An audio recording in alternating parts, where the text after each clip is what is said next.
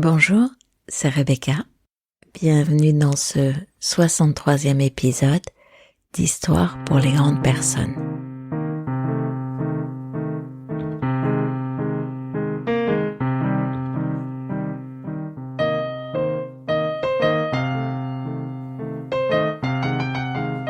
Souffrir avant nécessité, c'est souffrir plus que nécessité. C'est une grande et belle blonde, Anouk, rencontrée dans un train, qui me partageait cet adage de sa grand-mère. Et il me semble que c'est assez inspirant. Et d'ailleurs, je pourrais vous la compléter par un autre aphorisme bouddhiste. S'il y a une solution, pourquoi s'inquiéter? S'il n'y a pas de solution, pourquoi s'inquiéter? Vous faites le lien? Alors voilà. J'ai été très tentée de continuer à vous partager des séances de thérapie systémique. Et puis je me suis dit que non, qu'aujourd'hui nous ferions autre chose, autrement.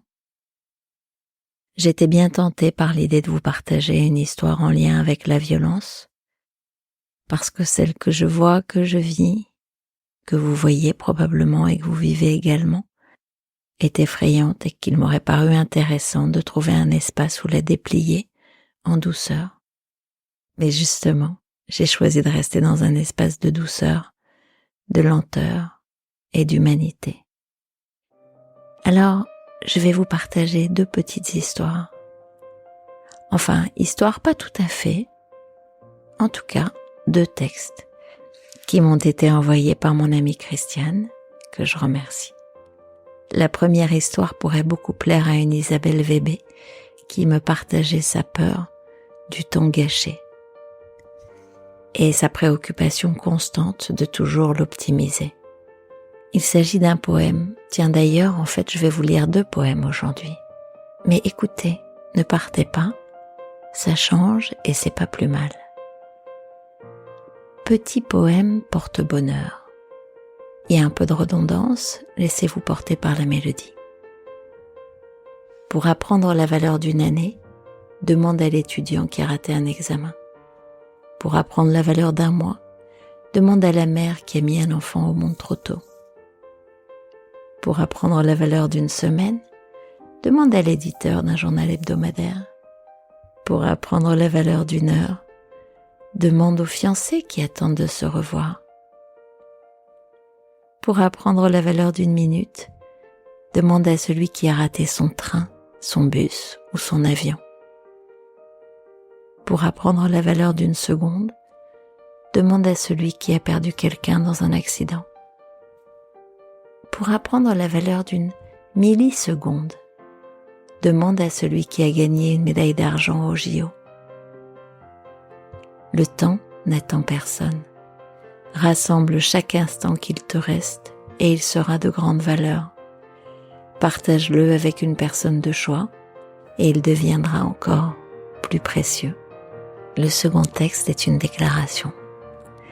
Oui, une déclaration aux hommes, à mes fils. Je ne sais pas vous, mes amis femmes et moi-même célébrons très souvent ce qui se passe entre les femmes, parfois cette forme de sororité, de soutien, de lien un peu invisible, qui surgit, me semble-t-il, davantage à l'âge où on est adulte. Et finalement, je vis peu d'équivalent au sujet des hommes. Et il me vient, quand je regarde comment le monde avance, comment les femmes prennent leur place, que pour les hommes, pour les jeunes hommes, et même les moins jeunes, cela ne doit pas être si facile. Alors, ce texte-là, il est pour vous, messieurs. Il est pour vous et pour vous dire que vous aussi, par endroits, vous êtes extraordinaire. Si tu peux voir détruit l'ouvrage de ta vie et sans dire un seul mot te mettre à rebâtir ou perdre en un seul coup le gain de 100 parties, sans un geste et sans un soupir. Si tu peux être amant sans être fou d'amour, si tu peux être fort sans cesser d'être tendre, et te sentant haï sans haïr à ton tour, pourtant lutter et te défendre. si tu peux supporter d'entendre tes paroles, travesties par des gueux pour exciter des sots, et d'entendre mentir sur toi leur bouche folle, sans mentir toi-même d'un mot. Si tu peux rester digne en étant populaire, si tu peux rester peuple en conseillant les rois, et si tu peux aimer tous tes amis en frères sans qu'aucun d'eux soit tout pour toi, si tu sais méditer, observer et connaître, sans jamais devenir sceptique ou destructeur, rêver sans laisser ton rêve être ton maître, penser sans n'être qu'un penseur, si tu peux être dur sans jamais être en rage, si tu peux être brave et jamais imprudent, si tu peux être bon, si tu sais être sage, sans être moral ni pédant, si tu peux rencontrer triomphe après défaite et recevoir ces deux menteurs d'un même front, si tu peux conserver ton courage et ta tête quand tous les autres les perdront, alors les rois, les dieux, la chance et la victoire seront à tout jamais tes esclaves soumis, et ce qui vaut bien mieux que les rois et la gloire, tu seras un homme, mon fils. Rudyard Kipling. Tu seras un homme, mon fils. Voilà, au risque de ne pas être très politiquement correct, je dois dire que je trouve que le monde dans lequel avancent nos fils, les hommes, n'est pas non plus tout à fait évident pour eux. Et il n'est point question de mesurer ce qui est plus dur pour l'un ou pour l'autre, juste de dire que parfois pour eux aussi, dans ces modèles, dans ces nouveaux équilibres, dans ces nouvelles féminités, dans ces nouvelles masculinités, il y a quelque chose à calibrer, à apprendre, à ajuster. Et ça n'est pas non plus une mince affaire.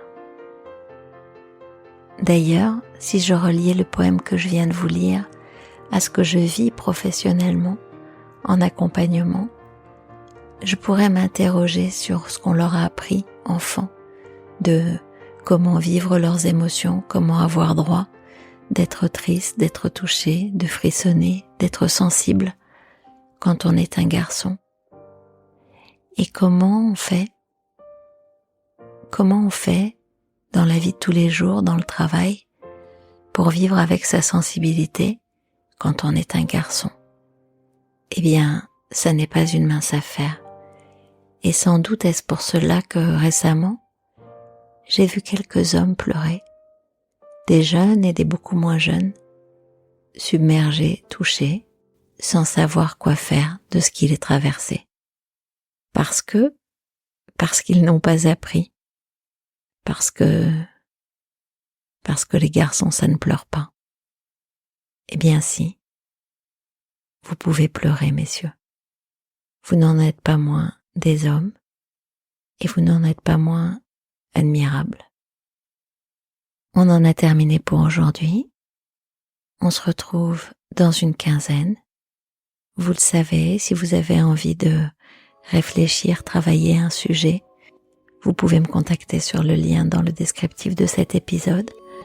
Vous pouvez réécouter les 62 épisodes et davantage, me semble-t-il, d'histoires pour les grandes personnes sur toutes les plateformes. Je vous remercie et je vous dis à bientôt.